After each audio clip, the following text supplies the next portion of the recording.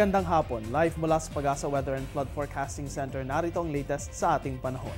Mga kaibigan, good news dahil inaasahan naman na magpapatuloy na maganda ang ating weather conditions ngayong araw na ito. Umiiral po ang ridge ng high pressure area dito sa may extreme part ng Northern Luzon at nagbibigay ito ng magandang panahon dito sa buong bansa. Asahan po natin na magkakaroon lamang tayo ng partly cloudy to cloudy skies na mayroong tsansa ng pag-ulan o pagkidlat, pagkulog lalo na pagsapit ng hapon at ng gabi. Magiging mainit at malinsangan din ang ating panahon dahil umiiral pa rin at umiihip ang easterlies dito sa may Visayas at dito sa Mindanao at nagbibigay nga ito ng mataas na temperatura. Asahan po natin na magiging higit pa rin sa 30 degrees Celsius ang ating init ng panahon ngayong araw na ito. At yan po ang aming forecast ngayong araw ng Lunes. Kami mababalik matapos ang isang paalala.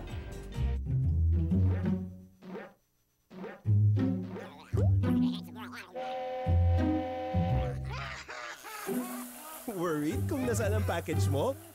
Sa Air 21, worry-free! May real-time SMS updates kaya alam mong status ng padala mo every step of the way.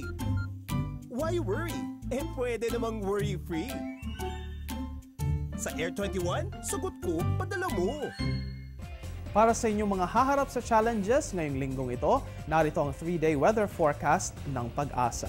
Unahin po natin ang Baguio City. Magkakaroon tayo ng fair weather conditions sa City of Pines. Asahan lamang ang partly cloudy to cloudy skies still with isolated cases ng rain showers at thunderstorms pagsapit ng hapon at ng gabi. Ganon rin ang magiging sitwasyon dito sa Metro Manila.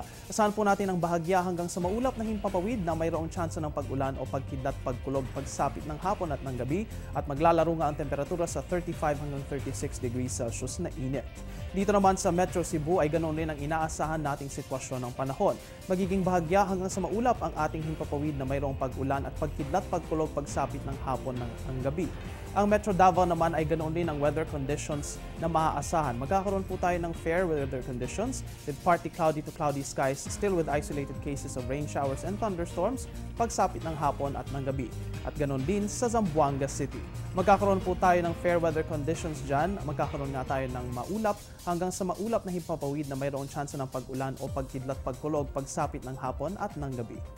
At yan ang latest mula dito sa Pag-asa Weather and Flood Forecasting Center.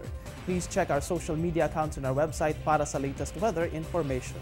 Mula dito sa Panahon TV kung saan walang pinipiling panahon ang pagbibigay impormasyon, ako ang inyong weather guide, Earl Figuracion. Magandang hapon sa inyong lahat.